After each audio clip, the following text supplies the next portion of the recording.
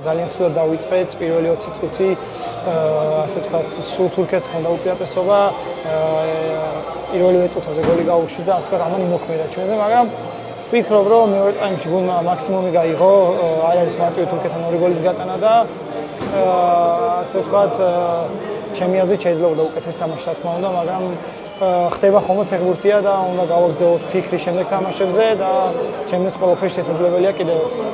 ყოველთვის ჩემი ოცნება იყო და იქნება მომავალშიც, რომ ბევრი გოლი გავიტანო ამ არენაზე, დავეხმარო ჩემ ეროვნულ ნაკრებს პირველ რიგში და ეს ემოცია ალბათ რთულია რომ გადმოცე.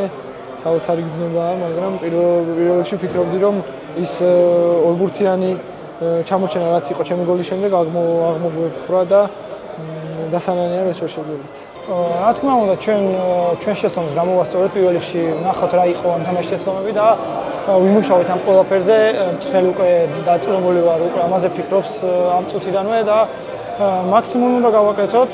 დღევანდელი დღე უკვე წარსულს უნდა ჩავაბაროთ, იმიტომ რომ ვერაფერს ვერ შევცვლით და უნდა ვიფიქროთ უკვე ბულგარეთის თამაში და იმიტომ რომ ძალიან მნიშვნელოვანი ზოლის თამაში, მნიშვნელობა ექნება მეტოქეს და რა ვიცი, გავალთ და აუცილებლად ვეცდებით რომ მოვუღოთ ბულგარეთს.